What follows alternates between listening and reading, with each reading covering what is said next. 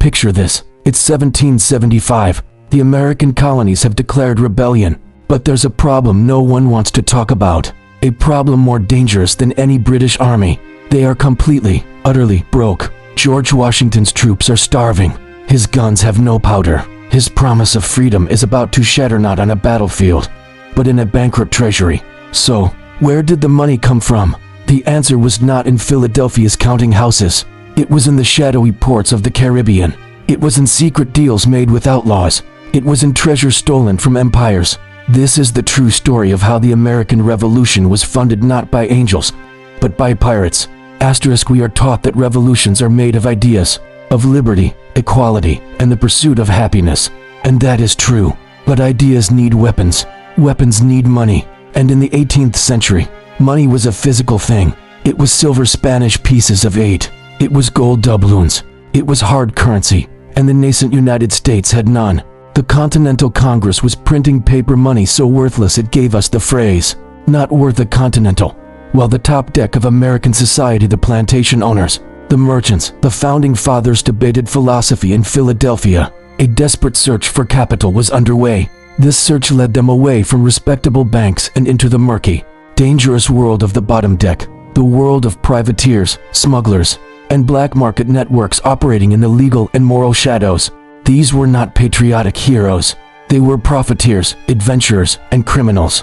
And without them, the United States of America would have died in its cradle. The most critical instrument of revolutionary finance was the letter of marque. This was essentially a government license for piracy. A ship owner, granted this letter by the Continental Congress or a state government, could legally attack, capture, and loot any vessel flying a British flag. The ship and its cargo, called prizes, would be sold at auction, and the profits split between the crew, the owners, and crucially the revolutionary government. This was not a side hustle. It was official economic policy.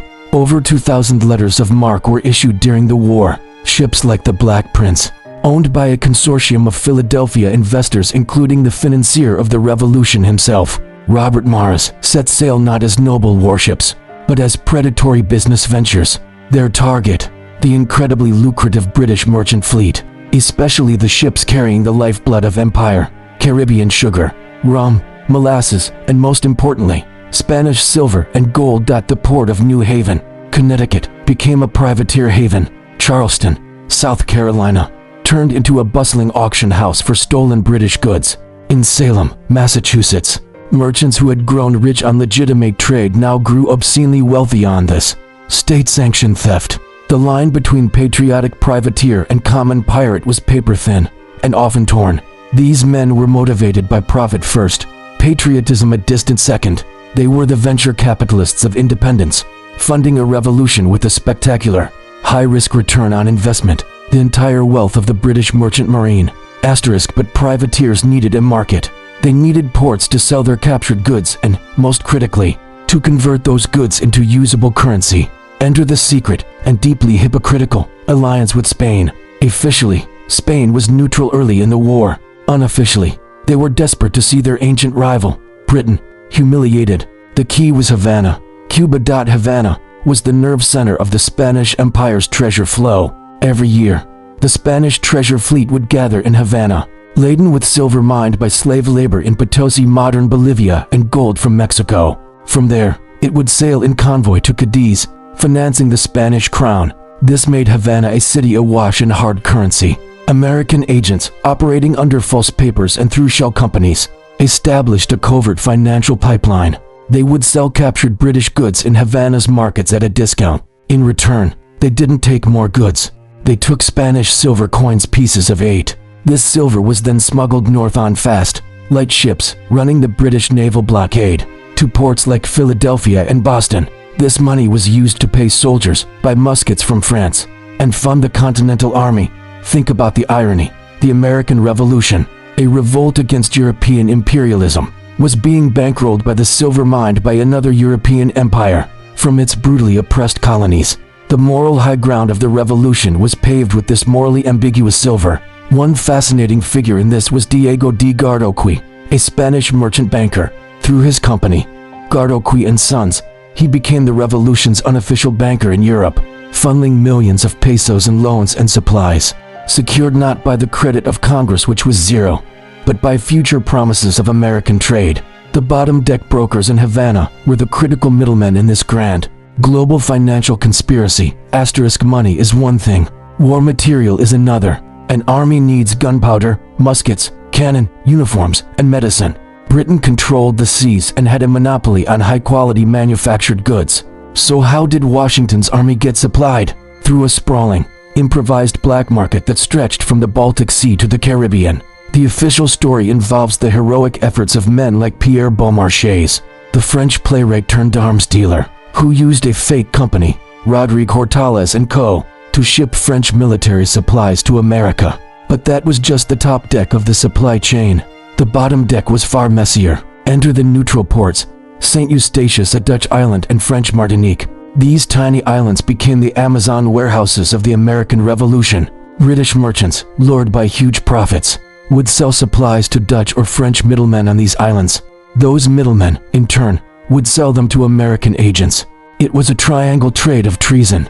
British-made gunpowder, paid for by British banks, was sold by British merchants to be used by Americans to kill British soldiers, all facilitated by opportunistic Dutch traders in St. Eustatius. One of the most infamous black market hubs was Bermuda. Despite being a British colony, Bermudians were master shipbuilders and pilots who knew the Atlantic currents intimately. They would sail to American ports, trade salt vital for preserving food for Continental Congress bonds, which they knew were nearly worthless, and then use those bonds as a pretext to acquire goods from British-held islands. They played all sides, and their loyalty was to currency, not crowns. When the British finally raided St. Eustatius in 1781, they found warehouses stuffed with goods destined for America, revealing the staggering scale of this illicit trade network. Beyond the state-sanctioned privateers were true outlaws, whose contributions have been airbrushed from history. Let's talk about the direct pirate connection before the Revolution.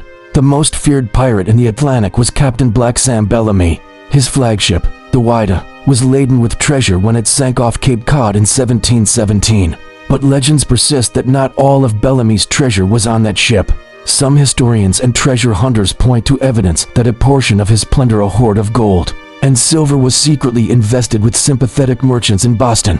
Decades later, when the Sons of Liberty needed a slush fund for operations like the Boston Tea Party, some of that same pirate gold may have been quietly resurrected. It's a poetic, if unproven, circle. Pirate gold funding a rebellion against a king. More concretely, we have men like Jeremiah Moore, a Philadelphia merchant who acted as a fence for stolen goods, or Barnabas Dean, the brother of diplomat Silas Dean, who managed the complex web of procurement and payments in France, dealing with sketchy arms manufacturers and corrupt port officials. These were the shadow bankers. They used double-entry bookkeeping to hide transactions. They created shell corporations. They bribed customs officials on 3 continents. And then there was the ultimate bottom deck, financial instrument, bills of exchange. These were essentially 18th century checks. An American agent in Paris would promise to pay a supplier in 6 months. That supplier would sell the bill to a speculator at a discount for immediate cash. That speculator might be a Swiss banker, a Jewish merchant in Amsterdam, or a Scottish trader in the Caribbean. This created a daisy chain of credit that was incredibly fragile, based on trust in a nation that didn't yet exist. When these bills were eventually presented for payment to the bankrupt Congress, they often bounced, ruining the speculators. The Revolution's first international creditors were left holding worthless paper, while the founders walked away with the guns they bought. So, what does this all mean? The triumphant narrative of the Revolution is one of virtuous farmers taking up arms for liberty. The truth is grittier, more complex, and far more interesting. It's a story of a revolution saved by its underworld. This bottom deck financing created a lasting legacy. First, it ingrained a deep-seated skepticism of centralized banking and paper money in the American psyche, leading directly to the financial controversies of the early republic. Second, it established a pattern of American foreign policy, pragmatic alliances with unsavory characters for strategic gain. The ends justified the means. Most importantly, it reveals the central paradox of America's birth. The nation was founded on the highest Enlightenment ideals, yet its midwife was often the lowest form of economic opportunism. The noble we the people was, in part, funded by people who would have robbed we the people blind given the chance. Asterisk history from the bottom deck isn't about tearing down heroes.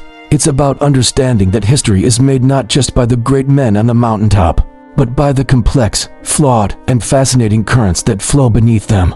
The American Revolution wasn't just funded by patriotic farmers donating their last penny. It was funded by pirates chasing treasure, by smugglers chasing a profit, and by bankers chasing a risky bet. It was messy, contradictory, and human. And that story is more compelling than any myth, because it's true. If you want more untold stories of the people, the schemes, and the hidden forces that really shaped our world, smash that like button, subscribe, and hit the notification bell. Tell me in the comments below, which hidden financier should we expose next? The opium traders who built New York, or the Wall Street speculators who fueled the Civil War?